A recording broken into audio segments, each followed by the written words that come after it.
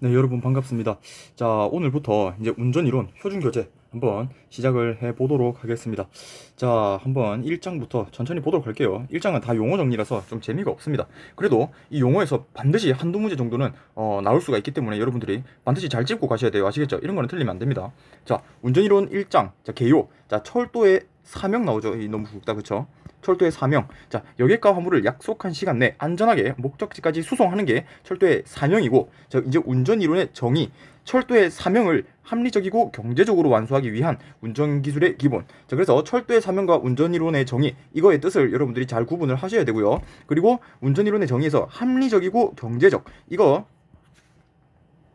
이 말이 바꿔서 나올 수가 있습니다. 합리적, 경제적. 그래서 여러분들이 이걸 키워드를 좀 잘 잡고 가셔야 됩니다. 아시겠죠? 자, 용어 정리 한번 이제 잘 보겠습니다. 자, 견인 정수. 견인 정수 보면은, 자, 운전 속도 종별에 따라 정한 소정의 속도 이상으로 안전하게 운행할 수 있는 동력차의 최대 견인 능력. 자, 이때 추진 운전이 포함된다. 자, 그래서 이게, 자, 예를 들면, 자, 소정의 속도 이상. 그러니까 여기가 지금 뭐 한 60km 이상으로는 가줘야 돼요. 60km/h 이상으로는 가줘야 되는데, 그래서 이 정도로 가려고 하는데, 앞에 우리 동력차, 이 뻘뻘뻘 가는 동력차가 이 속도로 가기 위해서 최대 몇 개까지 뒤를 연결할 수 있느냐. 그러니까 최대로 많이 연결하면 많이 연결할수록 속도를 내기가 힘들겠죠. 그래서 이 60km 이상을 내기까지 위해서 몇 량까지 연결할 수 있는지, 그걸 우리가 이제 견인 정수라고 이제 이야기를 합니다. 그래서 동력차의 최대 견인 능력이라고 나와 있어요. 이거 최소라고 바뀔 수도 있습니다. 최소라고 바뀌면 틀린 거예요. 아시겠죠? 그거 잘 확인하고 가시고, 그 다음에 추진 운전도 포함된다. 여러분들이 이거 정확하게 확인을 하고 가시면 되겠습니다. 그리고 전원별 전압이 있어요. 자, 이거 12월 달에 교재가 바뀌어가지고 이게 다시 바뀌어서 나온 거거든요. 그러니까 5월 달이나 뭐 6월 달이나 이때 나온 교재로 인쇄하신 분들은 아마 이게 값이 틀려 있을 겁니다. 그래서 잘 책에 있는 거 잘 확인을 하세요. 자, 우리 전원별 전압에 보면은 저압, 고압, 특고압이 있습니다. 제가 전기동차 구조기능에서도 한번 말씀을 드린 적이 있는데요. 자, 직류 같은 경우는 직류의 저압은 1500V 이하, 고압은 1500V 초과, 7000V 이하, 특고압은 7000V 초과, 교류는 저압이 1000V 이하, 고압은 1000V 초과, 7000V 이하, 그리고 특고압은 7000V 초과. 그래서 이게 이제 직류는 1500, 7000 해가지고 이렇게 해서 여기가 저압, 고압, 특고압 이런 식으로 보시면 되고요. 그리고 교류는 이제 1000, 7000 이렇게 써가지고 여기서 여기가 저압, 고압, 특고압을 보시면 되는데, 여기가 이하, 초과, 이거를 갖다가 잘 보셔야 됩니다. 아시겠죠? 이거 뭐 이상, 미만 이런 거 나오면은 틀린 겁니다. 아시겠죠? 그래서 이거 정확하게 여러분들이 보고 가시길 바랍니다. 자, 그리고 이 스타트 암기예요. 솔직히 말해서 진짜 암기거든요. 자, 공칭전압 나오죠. 공칭전압. 자, 어려운 말이 좀 많이 나와요. 자, 그 전선로를 대표하는 선간전압입니다. 선간전압. 이게 오답으로 뭐가 나올 수가 있느냐? 상전압, 뭐 대지전압, 뭐 이런 게 나올 수가 있어요. 자, 공칭 전압은 그 전선로를 대표하는 선간 전압이더라. 자, 선간 전압이 뭐예요? 라고 물어보시면 제가 이거는 뭐 지금 굳이 설명을 드릴 필요가 없고요. 이건 나중에 여러분들이 이제 전기 전공 공부하시면서 선간 전압에 대해서 한번 보시면 되겠습니다. 아시겠죠? 자, 공차 중량이 나오고 정비 중량이 나오고 만차 중량이 나오고 초과 중량이 있습니다. 자, 이거 제가 묶어서 이렇게 좀 설명을 해놨는데요. 이거 천천히 한번 보도록 합시다. 자, 공차 중량은, 자, 승객과, 공차라는 거는 빌공자를 쓰거든요. 빌공자, 그냥 비어있다는 뜻이에요. 아예 텅텅 비었다. 그래서 승객과 화물이 없는 차량의 중량, 아무것도 안 탄 거예요. 그래서 주행에 필요한 추가 중량, 물, 모래 등은 또 제외된다. 이거까지 여러분들이 정확하게 보고 가시면 되겠고요. 이거 포함이라고 나오면 틀린 겁니다. 이거 포함이라고 나오면 틀린 거예요. 자, 정비 중량은 운행 중비 시 차량의 중량이고요. 공차 중량에서 승무원이 모두 승차한 상태를 우리가 정비 중량이라고 그럽니다. 여기서 말하는 승무원은 기관사와 열차 승무원 등을 이야기를 하고요. 자, 만차 중량은 이제 여기 정비 중량에서 승객이 모두 승차 또는 화물이 모두 적재된 상태, 이걸 우리가 이제 만차 중량이라고 합니다. 다만 휴식 공간 등을 점유한 이런 승객은 이제 제외가 된다. 이것도 포함이라고 나오면 틀린 거겠죠. 그래서 이런 건 문제 나오기 참 좋을 것 같아요. 초과 중량, 다른 열차가 고장이 난 경우에 고장 차량의 모든 승객을 탑승 또는 모든 화물을 적재한 최대 열차 중량. 자, 그래서 이게 공차 중량, 정비 중량, 만차 중량, 초과 중량, 이거를 여러분들이 좀 키워드를 잘 잡으시고 차이점을 좀 비교해 가시면서 보시면 아마 시험 문제 푸시는데 큰 지장이 없을 거라고 저는 생각을 합니다. 자, 그리고 구동장치가 나옵니다. 자, 구동장치는 주전동기의 회전력을 차륜에 전달하는 장치. 그래서 구동장치의 분류를 보면은 주전동기의 지지 방식과 구동력의 전달 방법, 이렇게 따라서 이제 구동장치를 분류를 한다고 합니다. 그래서 뭐 구동 장치가 뭐 어떤 거겠어요? 예를 들어서 이렇게 우리 견인 전동기에서 이렇게 회전력을 만들어내면 여기 치차가 하나 있을 거고, 소치차가 있을 거고, 여기를 맞물려서 돌아가는 이런 대치차가 있을 거고, 이 대치차에 따라서 또 이렇게 돌아가는 우리 이렇게 차륜. 그러니까 이런 게 구동 장치겠죠. 이런 게 맞물려 돌아가는 그런 회전력을 이렇게 전달을 하는 거잖아요. 이쪽으로 회전력을 갖다가 이렇게 전달을 이렇게 쭉쭉쭉 해주는 거니까 이 녀석들이 우리 구동 장치라고 보면 되겠죠. 그래서 구동 장치는 뭐 그냥 이런 거다 여러분들이 보고 가시면 될 것 같습니다. 그리고 구조체라는 게 있어요.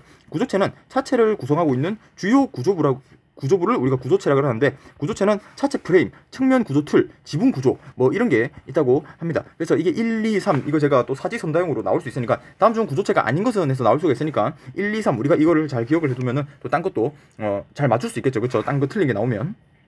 자, 궤도회로. 와, 우리 전기동차 구조기능 하신 분들은 이거 지겹게 들었을 겁니다. 맞죠? 레일을 전기회로로 사용해서 레일상의 열차를 검지하고 레일을 전송로로 하여 지상에서 차상의 정보를 전달해주는 뭐 그런 역할. 그래서 우리 이거 궤도회로를 제가 다시 한번 설명을 드리자면, 우리 이 역에서 우리가 이렇게 기다리고 있어요. 그렇죠? 기다리고 있는데 이 위에 모니터가 하나 있습니다. 모니터가 있으면은 우리 A역에서 B역 이렇게 해가지고 우리 열차가 여기 이렇게 그 다음 시간이 지나면 또 시간이 지나면 또 와서 우리가 서 있는 이 B역에 도착을 했다. 이게 우리가 실시간으로 이게 나와주죠. 이게 어떻게 하냐? 이게 바로 궤도회로를 통해서 하는 겁니다. 자, 궤도회로에 대해서 제가 한 번만 더 설명을 드리면, 여기 이 레일이 있습니다. 그렇죠? 우리가 전기가 어떻게 흘러가냐면 전기가 이렇게 흘러갑니다. I라는 표현을 쓸게요. I가 전류를 표시하는 건데, 자, 그래서 이렇게 흘러가는데 우리가 위에 열차가 올라오게 되면 열차가 이렇게 딱 올라오게 되면 차륜이 이렇게 올라오죠. 우리 차륜은 도체예요. 도체라는 거는 전기가 통한다는 거예요. 그러면은 여기 있는 이 전류가 이렇게 갔다가 이렇게 타고 이렇게 옵니다. 이렇게. 그러면 여기서 지금 전류가 이렇게 단락이 됐구나. 뭐 이런 식으로 뭐 우리가 표현을 하면은, 그러면 이렇게 전기가 이렇게 다시 되돌아오는 이렇게 되는 이 시점을 우리가 검지를 하면은 열차가 어디 있는지 정확하게 우리가 확인을 할 수 있겠죠. 그래서 궤도회로는 이런 역할을 한다. 여러분들이 확인을 하고 가시면 되겠습니다. 자, 그리고 기초 제동 장치가 나와요. 제동 실린더에서 발생하는 힘을 제륜자 및 디스크에 전달하는 장치 등의 기구. 자, 이게 뭐냐? 자, 제가 사진을 하나 갖고 왔어요. 자, 여기 보면 이제 이게 우리 이제 디스크 제동이라는 거고, 이게 단면 제동이라는 겁니다. 단면 제동. 자, 단면 제동은 여기 지금 보이는 이 녀석이 이 차륜을 갖다가 쭉 이렇게 눌러줘 가지고 잡는 게 단면 제동이에요. 그리고 디스크 제동은 우리 차륜을 갖다가 잡는 게 아니라 여기 이 디스크를 갖다가 꽉 부여잡는 게 디스크 제동이에요. 그렇게 해서 열차의 속도를 줄여주는 거예요. 우리 전기동차 구조기능에서 배우지만 이 단면 제동은 어디서 사용해요? 단면 제동은 견인 전동기가 있는 M-차에서 사용을 하고요. 디스크 제동은 우리 부수차인 T차, 뭐 TC차, T1차 이런 거에서 우리가 사용을 했다. 그렇죠? 자, 그래서 우리 기초 제동 장치는 제가 예를 들어서 이 열차를 갖다가 세우고 싶어요. 열차가 지금 70km/h의 속도로 달리고 있는데 우리가 이거를 갖다가 그냥 단순히 이거를 잡아가지고 세울 수 있겠어요? 없겠어요? 우리가 그냥 힘을 줘서 안 된다고요. 그래서 우리 여러분들 지렛대라는 거 알죠? 지렛대. 우리 지렛대라는 거 생각을 해보면은 어디다 그리지? 우리 지렛대 생각해 보면은 우리 이 큰 돌이 있어요. 큰 돌 그냥 이렇게 해가지고 이 위로 이렇게 들면은 들기 힘들죠, 그렇죠? 그런데 우리가 이 큰 돌을 들기 위해서 여기다가 뭐 하나 받치고 이렇게 해가지고 이걸 갖다가 밑으로 누르면 얘가 들리죠. 자, 이런 원리를 이용해가지고 얘들도 엄청난 그런 여러 가지 지렛대나 그런 힘을 이용해가지고 힘을 갖다가 증폭시킵니다. 그 증폭시켜주는 그런 여러 장치들의 이름을 갖다가 우리가 기초 제동 장치라고 합니다. 아시겠죠? 그렇게 해서 내가 예를 들어서 힘을 갖다가 이 정도만 썼더라도 엄청나게 힘이 증폭돼가지고 6이라는 힘이 들어가서 얘를 갖다가 꽉 부여잡아서 열차를 잘 쓸 수 있게끔 그렇게 해주는 겁니다. 그래서 이걸 갖다가 우리가 기초 제동 장치라고 한다. 그래서 제동 실린더에서 발생한 힘을 제륜자 및 디스크에 전달하는 장치 등의 기구, 이게 기초 제동 장치였다. 자, 단면 구배라는 말이 나옵니다. 단면 구배. 이거는 나중에 단면 기울기 라고도 하는데, 이 구배나 기울기나 우리가 이제 기울기를 철도에서는 보통 구배라고 표현을 하거든요. 자, 그래서 열차의 곡선 통과 시 좌우 차륜의 회전 반경 차이를 가지게 하는 것. 그래서 우리가 차륜을 보면 전동차의 차륜을 앞에서 보면 이렇게 생겼을 것 같아요. 그렇죠? 이렇게 근데 생긴 게 아니라 이렇게 생겼습니다. 약간 이렇게 해가지고 약간 이렇게 생겼습니다. 이렇게. 자, 이렇게 생겨야 얘가 이 레일을 달리면서 레일의 곡선이나 이런 데를 주행할 때 엄청 부드럽게 잘 그렇게 곡선도 잘 통과할 수 있고 그렇거든요. 그래서 차륜은 이렇게 생겼다. 그래서 여기 있는 이 경사진 부분을 우리가 구배라고 표현을 합니다. 그래서 이걸 단면 구배, 차륜의 단면이라는 거는 레일과 맞닿는 그런 부분을 우리가 단면이라고 이야기를 해요. 그래서 단면 구배는 이런 거더라. 그래서 열차의 곡선 통과 시 좌우 차륜의 회전 반경 차이를 가지게 하는 것. 곡선에서 열차를 원활하게 통과시켜 윤축의 중력 보건력을 가지게 할 목적으로 차륜 단면에 설치되는 원추 모양 또는 원호 모양의 경사. 자, 여기서 이게 말이 어려운데 그냥 곡선 통과를 좀 잘 시키게 해주는 그런 녀석이더라. 여러분들이 이 정도만 좀 생각을 하고 가주시면 되겠습니다. 그리고 대차 나옵니다. 대차는 차체를 지지하고 선로 방향으로 주행 또는 제동할 수 있게 하는 주행 장치. 자, 대차 뭔지 보여드릴게요.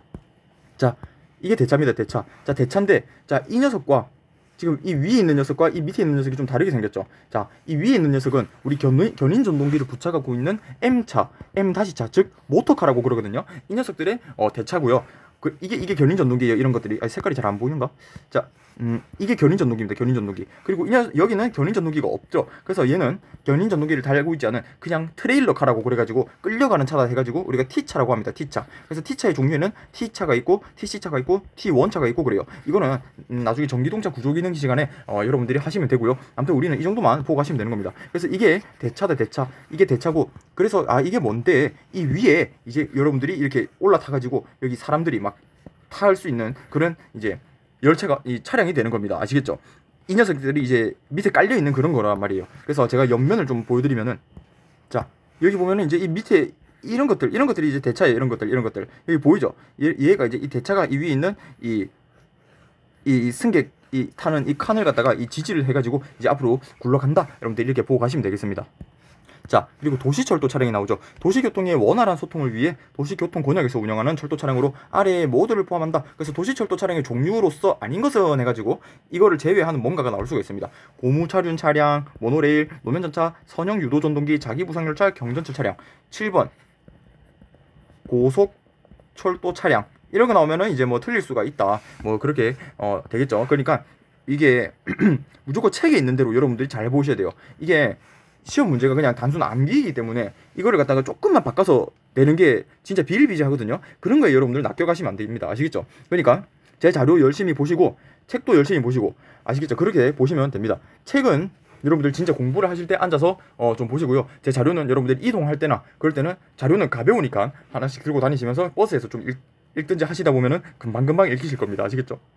자, 다음 동력차가 나옵니다. 자, 동력차는 동력에 의하여 선로를 이동하는 것을 목적으로 제작된 기관차 및 동차, 그리고 제어차 포함. 자, 이렇게 돼 있다. 자, 그래서 기관차, 동차, 제어차, 우리 이거를 갖다가 보고 가시면 되는 겁니다. 그러니까 동력차는 기관차, 동차, 제어차가 있다. 그래서 네 번째 부수차 뭐 이런 거 나오면 틀린 겁니다. 아시겠죠? 그래서 기관차, 동차, 제어차더라. 그래서 동력차가 뭐냐면, 동력차는 이제 동력, 이제 뭐 엔진이나 또 뭐 견인력 뭐 이런 거를 갖다가 발휘할 수 있는 그런 차량을 이야기합니다. 그러니까 진짜 내가 힘을 발휘해서 끌고 갈 수 있는 힘을 가진 그런 차. 자, 그래서 보면 이제 기관차는 앞에서 이렇게 뿌 하면서 뒤는 것들을 갖다가 이렇게 끌고 갈 수 있는 이 기관차, 이 녀석들을 우리가 동력차라 그러고, 그다음에 동차는 우리가 여러분 현재 그 전기동차를 운전하기 위한 그런 면허를 공부하고 있잖아요. 근데 우리 전기동차는 총 열량이 있어요. 하나, 둘, 셋, 넷, 다, 열곱, 여덟, 아홉, 열량이 있는데 이게 전부 다 동차가 아니에요. 자, 동차는 1, 2, 4, 7, 8. 자, 0에서 9량까지 있는데 1, 2, 4, 7, 8. 그러니까 총 10량 중에 이 5량이 견인 전동기를 가지고 있어요. 그래서 우리가 이 녀석들을 나중에 우리가 동차라고 이제 표현을 하면 됩니다. 이 녀석들이 이제 움직일 수 있게끔 하는 그런 견인력을 가진 그런 차거든요. 그래서 이거를 우리가 동차라고 부르고요. 모터를 가지고 있으니까 힘을 낼 수가 있다는 거죠. 그리고 제어차 포함. 제어차는 사실 동력을 갖고 있을 수도 있고 안 갖고 있을 수도 있어요. 왜냐면 우리 일단 기관차의 경우에는 기관차에서 제어를 다 하잖아요. 그렇죠? 기관차에서 제어를 다 하니까 얘는 동력까지도 갖고 있고 여기 안에서도 제어를 하니까 여기서 제어차 포함이 될 수가 있는데, 우리 전기동차 같은 경우에는 0이랑 9호차가 우리 기관차가 타는 운전실입니다. 이것도 우리가 TC차, 즉 제어차라고 부르는데 이 녀석은 동력을 가지고 있지 않아요. 그렇지만 여기서는 제어차가 동력차라고 이렇게 표현을 해준다고 하네요. 그러니까 제어차 포함, 여러분들이 이거 제어차 포함이라는 키워드 여러분들 잘 갖고 가시기 바라겠습니다. 아시겠죠? 그 부수차는 T, TC, 이거 트레일러예요. 트레일러. 원동기를 가지지 않은 차량을 우리가 부수차라고 표현을 합니다. 원동기라는 거는 모터, 우리가 앞으로 나갈 수 있는 그런 엔진, 뭐 견인력, 힘 이런 걸 가지고 있지 않는 차, 이걸 우리가 부수차라고 표현을 한다. 여러분들이 확인을 하고 가시면 되겠습니다. 그래서 사실 이 동력차에서 이 제어차 포함이라는 말이 이게 우리 전기동차에서 말하는 그 맨 앞에 있는 이 TC차 이런 것도 포함을 하는 건지 안 하는 건지 좀 애매하긴 합니다만, 일단 운전이론에서는 지금 운전이론 그 자체를 공부하는 거기 때문에 여기서는 제어차를 포함한다고 했으니까 여러분들이 그거 반드시 확인을 하고 가시면 되겠습니다. 아시겠죠? 책에 나와 있는 대로 보셔야 됩니다. 자, 신호 제어 설비. 열차 또는 차량의 안전 운행과 수속 능력 향상을 목적으로 설치한 종합적인 시설로서, 자, 신호 제어 설비는 이제 이런 것들이 있습니다. 겁나 많죠? 그냥 외우려고 하지 마시고 그냥 읽어보세요. 몇 번 읽어보시다 보면은 나중에 우리가 어차피 사지선다형인 그런 객관식 문제를 풀기 때문에 아닌 게 바로 눈에 들어올 수가 있습니다. 그래서 이거를 갖다가 눈에 그냥 익힌다고 생각하시고 쭉 읽어보세요. 아시겠죠? 자, 그래서 신호기 장치, 선로 전환기 장치, 궤도 회로 장치, 폐색 장치, 연동 장치, 건널목 보안 장치, 열차 자동 정지 장치, 열차 자동 제어 장치, 열차 집중 제어 장치, 신호 원격 장치, 열차 자동 방호 장치, 뭐 ATS, ATC, CTC, RC, ATP 이거 영어로 낼 수도 있어요. 통신 기반 열차 제어 시스템 CBTC, 고속철도 신호 설비, 고속철도 안전 설비, 뭐 더럽게 많지만 저라면 이거를 막 외우고 그러진 않을 것 같아요. 그냥 여러 번 읽어서 눈에 익혀서 나중에 그냥 틀린 것 같은 내 눈에 익숙하지 않은 것들을 그런 걸 찾아낸다 생각하고 그냥 시험을 풀 것 같습니다. 자, 열차에 대해 나오죠. 철도안전법 시간에 또 여러분들 더럽게 지겹게 했을 겁니다. 자, 선로를 운행할 목적으로 열차 번호를 부여받은 철도 차량을 우리가 열차라고 합니다. 자, 그래서 이거 뭐 또 본선 뭐 이런 거 나오면은 또 운전이론에서는 뭐 틀린 정의가 되는 거니까 여러분들이 확인을 하고 가시면 되겠습니다. 자, 운전선도. 자, 평상시 열차 운전에 있어서 동력차의 성능 및 운전 조건을 고려하여 실제 운전에 표준이 되도록 작성한 열차의 운전 상태를 나타낸 선도인데, 자, 그래서 여기서 운전선도에서 좀 중요한 게 이게 나올 수가 있어요. 운전선도의 종류 해가지고 거리 속도 곡선, 거리 시간 곡선, 거리 온도 상승 곡선, 거리 연료 또는 전력 소비량 곡선. 그래서 앞에는 무조건 거리가 들어가고 속시 온년, 나 뭐라는 거야. 아무튼 속도, 시간, 온도 상승, 연료 소비량 곡선. 그래서 이거 종류가 나올 수가 있으니까 운전선도 뭐 종류로서 틀린 것은 해가지고 뭐 그렇게 나올 수가 있으니까 여러분들이 이거 확인을 반드시 하고 가시면 되겠습니다. 아시겠죠? 자, 뭐 중요하다고 하는지 알겠죠? 자, 운전 간격. 선행열차와 후속열차 간의 운전을 위한 배차 시간 간격으로서, 자, 최소 운전 간격이 있어요. 운전 시격의 최소값입니다. 최소값. 자, 그래서 여기서 말하는 운전 시격은 여기 있는 운전 간격과 뭐 거의 뭐 똑같은 말입니다. 그래서 최소 운전 간격은 운전 시격의 최소값. 그러니까 뭐요? 그러니까 앞열차를 보냈죠. 앞열차를 보내고 뒷열차를 보내기 위한 이 뒷열차를 최대한 좀 빨리 보내야 돼요. 왜냐면 우리 출퇴근 시간에는 앞열차 보내고 나서 뒷열차를 최대한 빨리 일단 또 보내야 사람 또 태울 거 아니에요. 그러니까 이 열차 운행에 좀 지장이 없을 수 있는 그런 좀 최소의 어떤 운전 시간, 이 운전 간격, 이걸 갖다가 우리가 이제 최소 운전 간격, 뭐 그리고 이 시간 자체를 우리가 운전 시격, 운전 간격 이렇게 표현을 합니다. 무슨 말씀인지 아시겠죠? 자, 유효장이 나옵니다. 유효장. 자, 유효장은 선로에 열차 또는 차량을 수용함에 있어서 그 선로에 수용 가능한 최대 길이에요. 최대 길이입니다. 자, 근데 우리 일반적인 이제 지하철을 타면은 지하철은 뭐 보통 열량 기준 우리가 거의 200m입니다. 200m. 그럼 거의 200m에 맞춰서 이렇게 설계를 해놓는데, 우리 KTX 같은 경우는 우리가 뭐 중년이나 뭐 합병 뭐 이런 거를 하게 되면은 그 총 열량과 열량을 갖다 붙여서 20량이 돼요. 20량이 되면은 엄청나게 길겠죠. 그래서 그런 데는 유효장이 엄청나게 이제 길다고 우리가 확인을 할 수가 있습니다. 그래서 유효장은 이제 뭐 각 열차가 뭐 들어오는 거에 따라서 이제 설계를 다 다르게 해가지고 그렇게 하겠죠, 그렇죠? 그래서 유효장에서 여러분들이 좀 중요하게 보셔야 될 게 바로 이 최소 길이가 아니라 최대 길입니다. 오답. 최소 길이. 이런 거 좀 자세히 안 보고 가면 여러분들이 나중에 헷갈려요. 객관식에서 이게 최소인가? 최대인가? 이제 이러고 있다니까요. 그런 건 아끼면 안 돼요. 그래서 제가 키워드를 잡아드리는 거 이거 반드시 여러분들이 확인을 하고 가셔야 됩니다. 자, 일반 철도 차량 선로를 200km/h 미만의 최고 운행 속도로 주행할 수 있는 철도 차량을 우리가 일반 철도 차량이라고 합니다. 아시겠죠? 200km/h 미만, 이거 이하도 아니고요, 뭐 이상도 아니고요, 뭐 초과도 아닙니다. 그래서 미만, 이거 잘 잡고 가셔야 됩니다. 아시겠죠? 이게 굉장히 헷갈려요. 그래서 정확하게 여러분들이 이 부분을 주의해야지 라고 잘 잡고 가지 않으면 나중에 틀릴 수가 있어요. 자, 전기동차. 우리가 이제 배운 거죠. 전기동차. 전기를 동력원으로 견인 전동기를 구동, 객실을 겸비, 열차 전후방에서 운전과 제어가 가능한 차량. 우리가 이거를 전기동차라고 이야기를 합니다. 전기동차. 뭐 발음 어떻게 해야 돼? 아무튼 그런 겁니다. 아시겠죠? 자, 그래서 전기동차의 종류가 있습니다. 자, 크게 보면은 일반형 전기동차가 있고 간선형 전기동차가 있고 준고속형 전기동차가 있습니다. 그래서 그 아래 거를 이제 또 봅시다. 자, 일반형 전기동차에는 뭐가 있냐? 도시 통근형 전기동차인데 일반형 전기동차는 제어 방식에 따른 분류를 하면 저항 제어 전기동차가 있고 인버터 제어 전기동차가 있어요. 자, 그래서 여러분들이 이거 분류를 한번 자세히 보고 가시면 되겠습니다. 자, 간선형 전기동차는 뭐냐? 얘는 이제 얘는 이제 뭐 ITX 뭐 그런 건가요? 아마 예, 아마 이런 게 간선형 전기동차일 거예요. 이 녀석들 겁나 빠르거든요. 예, 얘는 150km 이하. 예, 그래서 속도, 여러분들이 속도를 좀 잘 보고 가시면 되겠습니다. 준고속형 전기동차는 위생 설비 등 편의 설비를 갖췄고 뭐 151 이상 200km 미만, 이거를 우리가 준고속형 전기동차라고 한대요. 그래서 우리가 이거 여러분들 속도를, 여러분들 키워드를 좀 잘 잡으셔가지고 나중에 틀리지 않도록 그렇게 하시길 바랄게요. 아시겠죠? 자, 그 다음에 저크라는 게 있습니다. 저크. 자, 저크.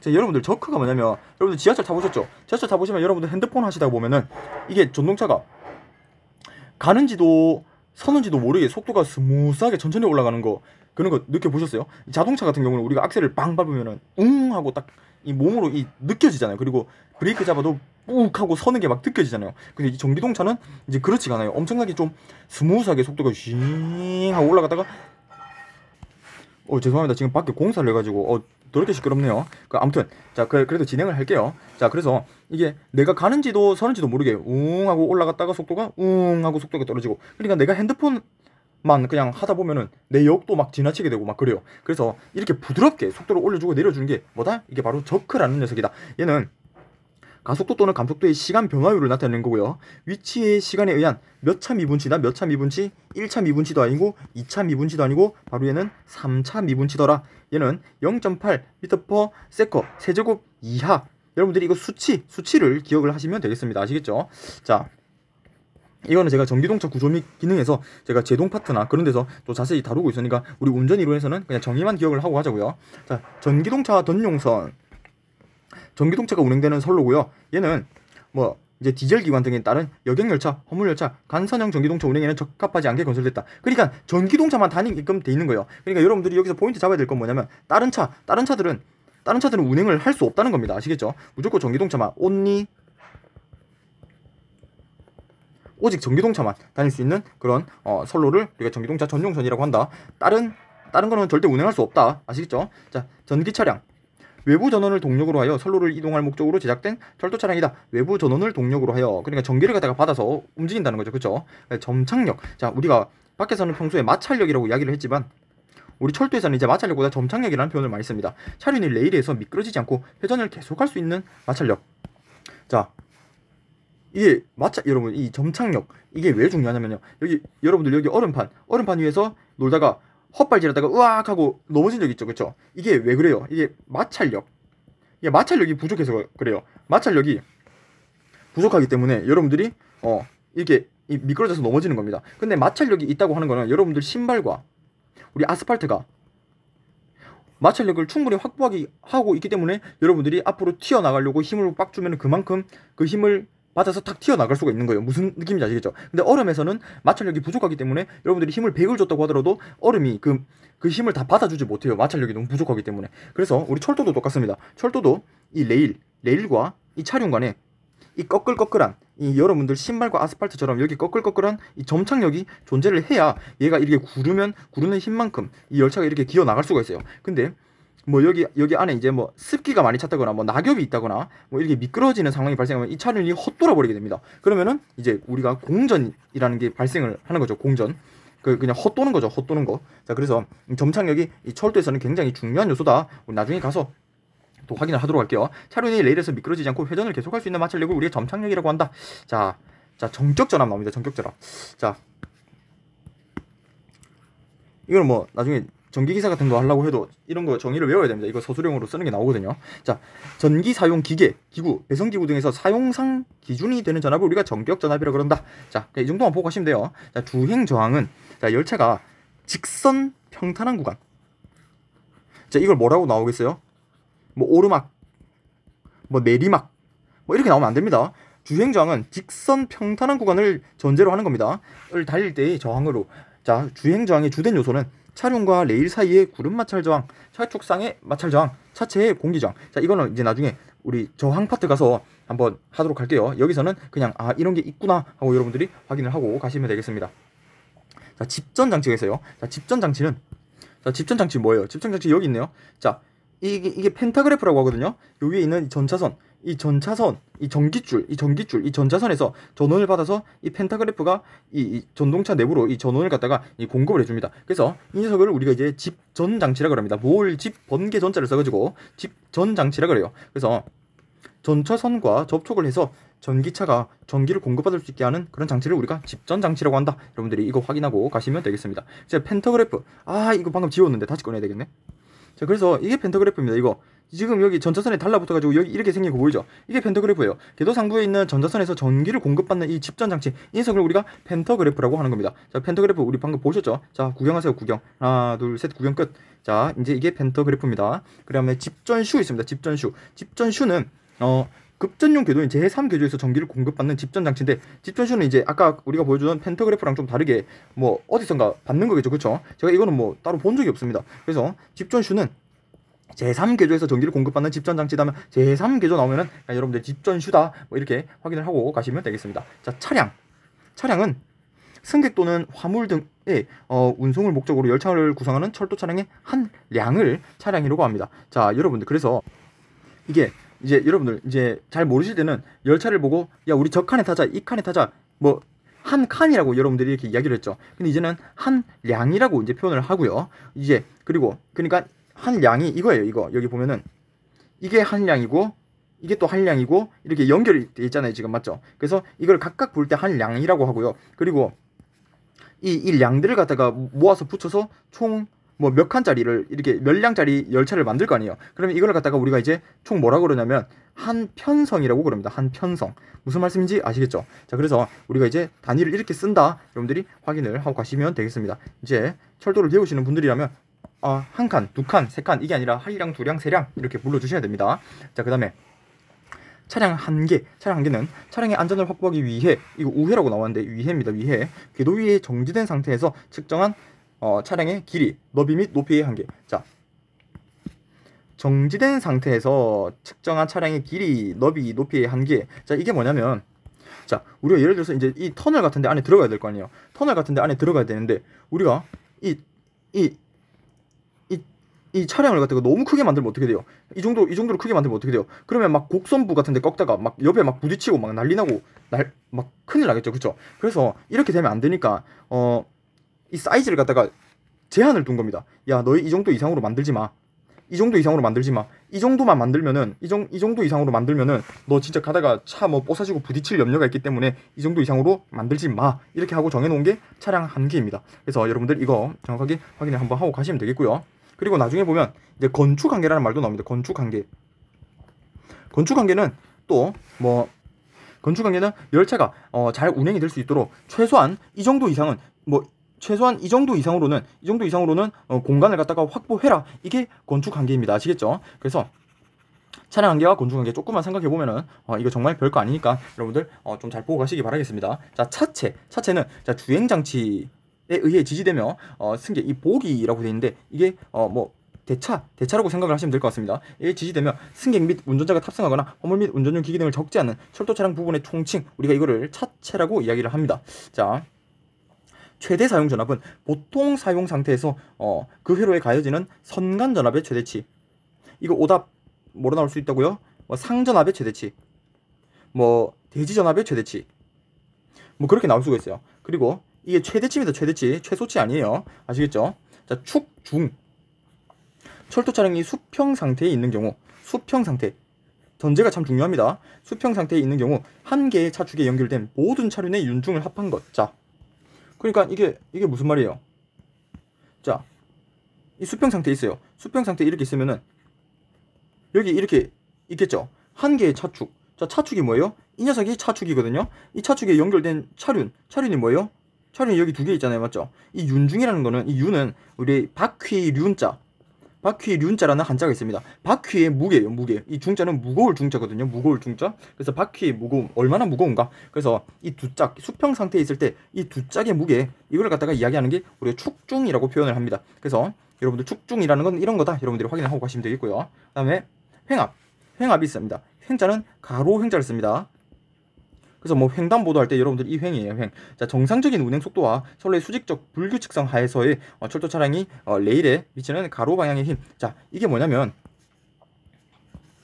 보통 횡압은 곡선에서 많이 발생을 합니다. 자, 이렇게 우리가 직선 상태로 갈 때는 상관이 없는데 이게 곡선, 이게 곡선을 갖다가 주행할 때는 곡선을 갖다가 이렇게 딱 주행을 할 때는 이쪽으로 이제 딱 가는 순간 이제 어떻게 되냐면 여러분들 롤러코스터 타보셨죠? 롤러코스터에서 이 커브 딱 돌 때 어떻게 해요? 몸이 막 바깥쪽으로 탁 쏠릴 것 같죠? 그게 바로 횡압이에요. 몸이 바깥쪽으로 쫙 쏠리려고 할 때 그때 이 차륜도 이 바깥쪽으로 튀어나가려고 이 레일 안쪽에서 밖으로 엄청나게 밀고 있어요. 이게 이제 이게 원심력이잖아요. 원심력. 이 원심력 때문에 이 횡압이 이렇게 발생을 하는 겁니다. 그래서 레일에 미치는 가로 방향의 힘, 이 차륜이 얼마나 세게 이 원심력에 의해서 이 레일을 안에서 밖으로 밀겠어요. 그래서 이게 우리가 횡압이다 이렇게 확인을 하고 가시면 되겠습니다. 자, 또 그 다음에는 윤중입니다. 윤중. 자, 우리가 방금은 축중을 배웠죠. 축중. 자, 방금 축중을 배웠는데 이번엔 윤중을 보는 겁니다. 자, 윤중은 자 철도 차량이 수평 상태에 있는 경우 한 개의 차륜이 수직으로 궤도를 누르는 중량. 수직으로 궤도를 누르는 중량을 우리가 윤중이라고 합니다. 그러면 윤중이 뭐냐? 이렇게 수평 상태가 이게 수평 상태. 우리가 축중은 이 자체 이 전부의 이 무게였는데 이 윤중은 얘 하나만의 무게예요. 우리가 수평 상태에 있을 때 얘 하나가 이제 수직으로 이 궤도를 갖다가 누르는 이 무게, 이걸 갖다가 우리가 윤중이라고 합니다. 제가 박휘륜자에 무거울 중자 쓰면은 이 윤중이 됩니다. 아시겠죠? 자, 윤중 감소량이 있어요. 자, 철도 차량의 정차 상태에서 측정된 정지 윤중과 주행 중에 측정된 윤중치를 뺀 후 그 다음에 정지 윤중으로 나눈 값. 그래서 정지 윤중에서 주행 윤중을 뺀 다음에 정지 윤중으로 나눈 거예요. 자, 왜 이 짓을 하냐? 자, 정지 윤중과 주행 윤중이 어떻게 다른데? 이렇게 물어보실 수가 있죠. 자, 뭐 저도 물리를 막 배운 사람이 아니라서 제가 뭐 설명을 잘 드릴 수 있을지 모르겠는데 제 나름의 설명을 해볼게요. 자, 가만히 정차하고 있다 생각해 봅시다. 정차하고 있다고 생각하면은 얘 이 무게가 이 밑으로 온전히 그냥 중력에 의해서 밑으로 가겠죠. 그렇죠? 근데 얘가 시속 100으로 움직이고 있다고 생각을 해봅시다. 얘가 이 시속 100이에요. 시속 100으로 가고 있다고 하면은 얘는 지금 일로 가려고 하는 이 힘이 엄청나게 강하겠죠. 그러면은 이 수직으로 얘를 갖다가 누르는 게 아니라, 그러면 보세요. 일로도 가고 이 수직으로도 이 중력에 의해서도 이렇게 당기고 있으니까 얘의 힘이 약간 이 정도 이렇게 분산이 될 거라고요. 그러니까 수직에 의해서 누르는 힘이 예를 들어서 뭐 한 100kg라고 쳤으면은 지금 얘가 힘이 이렇게 쏠렸기 때문에 한 70kg 정도밖에 측정이 안 될 거예요. 대충 무슨 말씀인지 아시겠어요? 저도 긴가민가한데 뭐 근데 대충 이런 원리는 맞을 거예요. 수직으로만 이렇게 힘을 갖다가 당겨오면 100kg가 나오는데 얘가 이렇게 앞쪽으로도 이렇게 가려고 하니까 한 70kg 정도가 나온다는 거죠. 그래서 이런 말이 있잖아요. 아파트에서 사람이 옛날에 아파트에서 이 사람이 이렇게 위에 뛰어내렸어요. 뛰어내리면 사람이 이렇게 떨어지잖아요. 그렇죠? 이렇게 떨어지면은 이 사람의 무게를 온전히 땅에다가 이렇게 쳐박으면은 사람이 죽어요, 그냥. 그렇죠? 근데 이렇게 사람을 살리는 방법에 대해서 이게 이야기가 나왔어요. 사람을 살려면은 이 사람이 떨어지는데 사람을 손으로 받지 말고 옆에서 힘껏 내가 이렇게 힘껏 이게 우다다다 이렇게 런을 이렇게 달려가지고 이 사람 갖다가 힘껏 치라 그랬어요. 그러면 이 무게가 이쪽으로 힘이 쏠리면서 약간 무게가 이렇게 분산이 된다는 거죠. 그렇게 하면은 약간 이 100kg의 힘을 땅에다가 박는 게 아니라 한 70kg 정도로 이 땅에다가 박는 걸로 이게 이렇게 된다는 거죠. 그렇죠? 그래서 이게 이해가 되는지 모르겠는데 아무튼 이게 윤중 감소량이 아무튼 대충 이런 겁니다. 그래서 주행 윤중은 정지 윤중보다는 작은 값을 가지더라. 여러분들이 이렇게 확인을 하고 가시면 될 것 같아요. 자, 그래서 윤중 감소량의 정의 한번 확인을 하고 가주시면 되겠어요. 자, 그리고 자, 탈선 계수 나옵니다. 자, 탈선 계수는 자, 이거 나중에 뒤에도 나올 겁니다. 차량의 횡압과 윤중과의 비율, 차륜의 횡압과 윤중과의 비율을 의미하고요. 자, 횡압이 증가하여 탈선 계수가 증가하면 탈선 계수가 그러니까 커지면 탈선이 우려가 있다는 겁니다. 그래서 탈선에 대한 안전 척도로 얘가 사용을 합니다. 그래서 제가 이 운전 이론을 하면서 항상 이 영어 옆에 이 한글로 써놨습니다. 이렇게 여러분들 좀 편하게 하시라고. 자, 그래서 탈선 계수는 윤중분의 횡압이다. 탈선 계수는 윤중분의 횡압이다. 이거 나중에 시험 문제에 DE는 P분의 Q 이렇게만 내고 그 다음에 문제에다가 이게 여기서는 Q가 횡압이고 P가 윤중이잖아요. 근데 시험 문제 이렇게 나올 수가 있어요. Q 윤중 P 횡압 이렇게 나올 수가 있어요. 그렇게 하면은 이 공식이 뭐가 돼야 돼요? 그러면 공식이 DE는 Q분의 P가 돼야 되죠. 그쵸? 그래서 우리가 한글을 잘 외우셔야 돼요. 한글. 무조건 이 영어는 약호이기 때문에 한글 잘 외우셔야 돼요. 탈선계수는 윤중분의 횡합, 윤중분의 횡합. 그러니까 횡합이 B로 나오고 윤중이 A로 나오면은 그러면 DE는 Q분의 P가 아니라 A분의 B가 돼야 된다는 거죠. 제가 뭐 하라는 건 뭔 말인지 아시겠죠? 무조건 한글 위주로 외우셔라. 한글 위주로 외우시고 그 문제에서 알맞는 조건에 맞게 문제를 풀어라. 제가 이런 말씀을 드리는 겁니다. 자, 특성 견인력.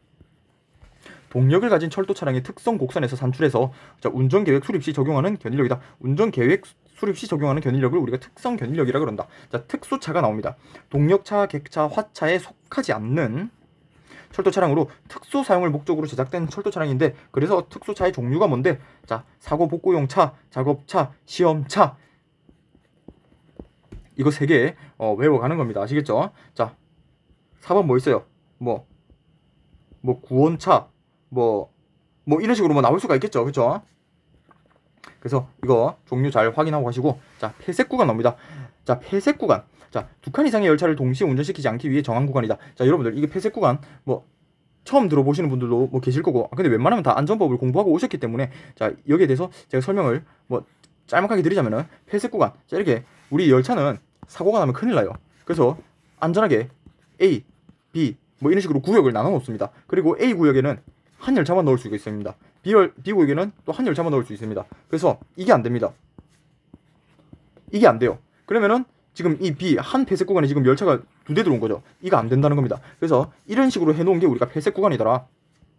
2칸 이상의 열차를 동시에 운전시키지 않기 위해서 정한 구간으로, 자, 자동 구간은 신호기 상호 간에 이제 폐색 구간이 이루어지고요. 비자동 구간은 장내 신호기와 인접역 장내 신호기 간에 이렇게 폐색을 이제 이루게 하더라. 자, 그래서 여러분들이 이 자동 구간과 비자동 구간에 대해서 이런 식으로 좀 그냥 폐색 구간을 구분을 한다. 이 정도만 여러분들이 확인을 하고 가시면 될 것 같습니다. 자, 표준 운전 시간. 열차가 제1호의 견인 정수를 연결하고 운전하는 경우 정거장간을 운행하는데 소요되는 이 최소 시간. 자, 이거 여러분들이 또 이렇게 보고 가시면 될 것 같아요. 자, 이게 보면은 최소 시간, 뭐 최대 시간, 뭐 최대 시간, 뭐 이런 게 많이 나오는데 이런 거 여러분들이 진짜 잘 잡고 가셔야 됩니다. 이런 거 틀리면 진짜 억울하거든요. 그쵸? 이거는 많이 보고 좀 자주 머릿속으로 이렇게 되새김질을 해본 분들이 이런 게 안 틀립니다. 아시겠죠? 자, 활주는 제동력보다 점착력이 클 때 이때 발생을 합니다. 이거는 우리가 스키 탄다고 표현을 하는데, 자, 우리 제동력이 점착력보다 크게 되면 이게 스키 타는 것처럼 얘는 꽉 멈추려고 하는데 이게 계속 가니까, 그러니까 그 자동차로 치면 그거예요. 그 급 브레이크를 밟으면은 그 타이어 밑에서 하얀 연기 나면서 타이어가 미끌리죠. 아스팔트에. 그 무슨 느낌인지 아시겠죠? 그래서 그게 우리 활주예요. 활주. 그래서 차량과 레일 사이에 미끄러짐. 그 자동차랑 똑같아요. 자동차도 급 브레이크 잡으면은 이 자동차 바퀴는 멈춰 있는데 이 자동차는 앞으로 계속 끼익 하고 미끄러지니까 그때 막 흰 연기 같은 거 막 나죠. 막 드라마 같은 데 보면은 막. 그래서 그게 이 활주예요. 활주. 아시겠죠? 자, 회생제동. 자, 그래서 이 활주가 일어나면 엄청 안 좋아요. 이 활주가 일어나게 되면 이 차륜이 원래 이렇게 동글동글 해야 되는데 밑에 이렇게 갈려가지고 약간 이렇게 네모내져요. 이 밑에가. 자, 그래서 이렇게 된 거를 우리가 찰상이라 그러거든요. 찰상이라 그러고, 이 찰상이 많이 일어나게 되면은 이게 우리가 이제 주행을 할 때 덕크덕 합니다. 이 차륜이 예쁘게 원처럼 굴러가야 되는데 이쪽에 계속 걸려버리니까 덕크덕 소리가 계속 나는 거예요. 그렇게 되면은 어떻게 되냐? 이 차축에 부담이 너무 많이 가게 돼요. 차축에 부담이 가다 보면은 나중에 차축이 뽀라집니다. 차축이 뽀라지면은 이제 어떻게 돼요?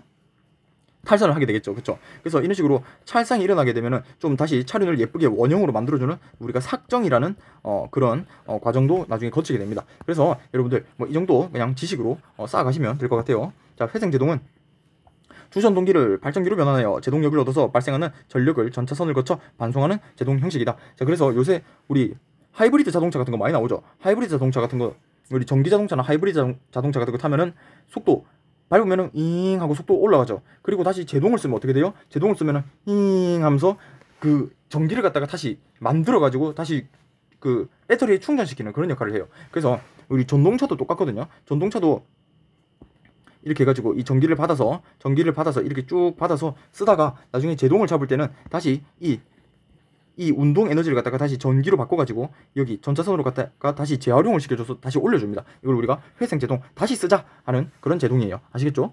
자, 그리고 횡풍 나옵니다. 횡풍. 자, 횡이 제가 뭐라고 했어요? 가로 횡자라 그랬죠. 횡풍은 열차 측면에 부는 바람을 횡풍이라고 합니다. 그래서 횡풍이 좀 세게 불게 되면은 이제 속도를 갖다가 좀 줄이라고 합니다. 왜냐면은 이게 탈선할 우려가 있거든요. 그래서 횡풍, 바람이 너무 심하면은 줄이라 그래요, 속도를. 그래서 되게 좀 중요한 요소입니다. 자, 운전 보안 장치. 자, 열차의 안전 운행에 필요한 각종 장치로서 1에서 3항을 통칭하여 열차 제어 장치라고 한다. 자, 1, 2, 3. 자, 이런 것들. 자, 운전 보안 장치 나중에 전기동차 구조 기능 7장이 나오는데요. 이게 여러분들 애를 좀 먹일 겁니다. 이게 어려워요. 이게 조금 나중에 구조비 기능 하시게 되면은. 자, 열차 자동 정지 장치 ATS. 열차가 지상에 설치된 신호기의 현시 속도를 초과하면 열차를 자동으로 정지시키는 장치가 ATS다. 자, ATC는 여러 가지 뭐 이렇게 있는데 자동으로 감속을 시키는 게 ATC다. 그리고 ATP는 자동으로 감속 제어까지 하는 게 ATP다. 여러분들 그냥 이거 한번 읽어보시고 이 정도만 키워드 잡고 가시면 되겠습니다. 아시겠죠? 이게 나중에 구조 및 기능에 보면은 ATS, ATC를 이제 여러분들이 배우는데 그래도 조금 여러분들이 좀 어렵지만 나중에 구조기능 하실 분들한테 제가 멘붕 오지 말라고 말씀드린 거예요. 자, 제가 저는 이거 교육기관에서 저는 제대로 안 배웠습니다. 제가 현직 생활 다 하고 나서 제가 이거를 갖다가 공부를 여러분들한테 뭐 강의를 좀 해드리려고 제가 했는데 그래도 어려워요. 그래도 이게 쉽지가 않아요. 그러니까 여러분들이 이게 혹시 이해가 잘 안 된다고 하시더라도 너무 멘붕하지 마세요. 이게 아무것도 없는 상태에서 이야기가 어려워요. 적어도 그래도 기능은 기능은 좀 몇 번 타보시고 기능이 좀 마스터 됐을 때 다시 보셔야 이해가 될까 말까 한 게 이 운전 보안 장치입니다. 그래서 나중에 하실 때 너무 멘붕 오지 마시라고요. 제가 미리 여러분들한테 이 예방 접종을 놔드리는 겁니다. 아시겠죠? 자, 운전 이론의 기본 3요소. 이제 용어 정리 끝났다. 빡세다 진짜. 자, 운전 이론의 기본 3요소. 자, 뭐예요? 견인력, 열차 저항, 제동력. 이거 나올 수가 있어요. 그쵸? 견인력은 동력차가 끌어당기는 힘을 견인력이라 그러고요. 견인력에 영향을 미치는 요소가 뭐 있어요? 동력차의 경우 레일의 점착 계수. 그러니까 레일이 미끄럽다. 점착 계수가 낮아서 레일이 너무 미끄러워요. 그러면은 내가 힘을 100으로 당기고 싶어도 차륜, 그러니까 차 바퀴가 헛돌아 버리니까 끌고 갈 수가 없겠죠. 그쵸? 그러니까 중요한 거예요. 견인력에. 동력차의 기동력, 구동력. 그러니까 뭐 엔진이 뭐 얼마나 좋냐에 따라서 또 끌 수 있는 힘이 달라지겠죠. 마티즈랑 벤츠랑 끌고 가는 힘이 다르잖아요. 그렇죠? 그거 이야기하는 거예요. 주행 저항. 주행 저항은 뭐예요? 주행 저항은 자, 람보르기니 같은 거, 포르쉐 같은 거 앞에 어떻게 생겼어요? 앞에 억수 얄쌍하게 해가지고 이렇게 생겼죠. 뭐 차가 좀 이상하노? 그러면 이 바람 저항을 엄청나게 덜 받겠죠. 이렇게. 근데 차가 막 덤프트럭처럼 이렇게 크면 공기 저항을 엄청나게 받겠죠. 그러면은 저항을 많이 받겠죠. 그렇죠? 이제 이런 걸 이야기를 하는 겁니다. 그래서 견인력에서는 이게 상당히 중요하다. 자, 열차 저항. 자, 동력차가 견인력을 발휘하여 선로 위를 주행 시 동력차의 진행 반대 방향으로 발생되는 힘. 그러니까 못 가게 막는 거예요. 그냥 공기라든가 뭐 이런 게 무슨 말씀인지 아시겠죠? 그래서 그 뭡니까? 우리 연비운전 같은 거 하려면 어떻게 해요? 연비운전 같은 거 하려면은 그 최대한 이 큰 차 뒤에 붙어가면 우리 연비운전 할 수 있죠. 왜요? 이 인마가 공기저항을 다 받아주고 있거든요. 그러면 공기가 이렇게 다 치고 나가니까 나는 공기저항을 하나도 안 받아요. 그러면은 나는 연비운전을 할 수가 있어요. 이런 게 있습니다. 그래서 자전거 같은 것도 덤프트럭 같은 거 뒤에 같은 거 잘 붙어가면은 진짜 한 90에서 100km 정도까지도 나올 수 있다. 그렇게 이야기를 하죠. 사이클 선수들이. 자, 제동력. 자, 열차 운전 속도를 제어하여 목표 지점에 정확하게 정지시킬 수 있는 힘. 우리가 이걸 제동력이라 그런다. 자, 이제 운전 이론의 응용 나옵니다. 자, 그래서 뭘 할 건데? 자, 운전 이론의 기본 3요소. 기본 3요소 뭐였어요? 견인력, 열차 저항, 제동력. 이런 것들을 통해 가지고 이제 수송 수요 조사 및 측정까지 하고 열차 설정 편성 칸수 및 운행 간격 이런 것들을 또 해서 열차 운행 도표를 만든 다음에 자, 그래서 무인 운전 및 1인 운전 이거 계획을 그냥 짜는 거예요. 이렇게 그냥 계획을 짠다. 그냥 이런 순서대로 그냥 계획을 짜더라. 여러분들이 이 정도 그냥 보고 가시면 될 것 같습니다. 가볍게 이걸 가볍게 보시면 돼요. 자, 그래서 이거를 제가 봤을 때 문제 내기가 힘들고요. 자, 운전 계획의 범위. 그래서 열차 계획에 속하지 않은 것은 뭐 차량 계획에 속하지 않은 것은 인원 계획에 속하지 않는 것은 이런 것이 시험 문제 나올 수가 있어요. 그래서 열차 계획에 해당되는 거 열차 편성 칸수, 수송량 및 수송력, 열차 속도, 운전 시간, 운행 간격에 대한 계획, 차량 계획에 대한 것은 앞에 차량이 다 들어가죠. 차량 기지, 운용, 검수, 성능, 제작, 검사, 보수 등 계획, 인원 계획은 인원의 수급, 그 다음에 교육 훈련, 그 다음에 설비 계획은 관제, 통신, 전기, 신호, 선로, 운전, 보안, 설비 등에 대한 계획. 자, 그래서 이 계획에 대해서 여러분들이 또 구분해서 조금 봐주셔야 될 필요가 있다. 그거를 말씀을 드리고 싶습니다. 자, 그리고 이거는 이거는 시험에 나올지 안 나올지 모르겠어요. 이게 가로축, 세로축 이렇게 제가 표현을 해놨는데 이거를 가로로 그리고 이거를 세로로 한다고 해도 상관이 없잖아요, 사실은. 근데 이게 또 시험 문제 내는 사람 입장에서는 여러분들 뭐 또 놀려 먹으려고 그냥 뭐 또 낼 수가 있습니다. 그래서 운전 이론의 중요성을 그림으로 그려본대요. 그러면은 이 가로축에는 소프트적인 그런 요소를 그리고 이 세로축에는 하드적인 요소를 그려서 이 가로축에는 수송계획, 운전계획, 열차 운행도표, 동력차, 승무원, 교육리 지도 이걸 갖다가 여기다가 집어넣는데요. 그리고 세로축 하드적인 요소는 차량 방식, 용무 방식, 전기 방식, 선로 방식, 신호 방식, 통신 방식, 관제 방식, 눈에 보이는 것들을 이제 여기 집어넣는 거죠. 그러면은 여기 이제 이 교차 부분에 뭐가 나오느냐? 여기는 이제 이런 게 운전 이론에 관한 영역, 견인력과 열차 저항과 제동력이 나오더라. 그냥 뭐 이 정도만 보고 가시면 될 것 같아요. 뭐 이건 뭐 시험 문제 나오기가 좀 애매한데 그래도 책이 있으니까 제가 집어 넣어놨어요. 여러분들 제가 저번에도 말씀을 드렸지만 제가 이렇게 교환을 만든다는 게 저는 요약 자료를 만드는 게 아닙니다. 저는 요약 자료를 만드는 게 아니고 저는 책의 축소판을 만드는 거예요. 아시겠죠? 이 요약 자료를 함부로 만들어 버리면 제 마음대로 안에 있는 내용을 갖다가 빼버리고 해버리면 여러분들 시험 점수에 큰 지장이 생길 수가 있습니다. 한 문제 때문에 떨어지는 사람이 되게 많거든요. 그래서 저는 요약이라기보다는 책을 갖다가 축소하는, 책을 갖다가 좀 가볍게 해서 어떻게 들고 다닐까, 저는 그거를 갖다가 만들지, 저는 이런 쪽으로는 겁이 좀 많다, 좀 조심성이 많아가지고 함부로 막 빼고 그러지 않습니다. 아시겠죠? 제가 중요하지 않다고 생각하는 부분이 시험 출제자 입장에서는 중요하다고 생각할 수가 있거든요. 자, 아무튼 우리 오늘 운전이론 1장 끝냈습니다. 1장 끝냈고 또 다음 시간부터 또 2장, 3장 이렇게 순차적으로 한번 열심히 또 나가보도록 합시다. 오늘 긴 강의 들어주셔서 대단히 감사합니다.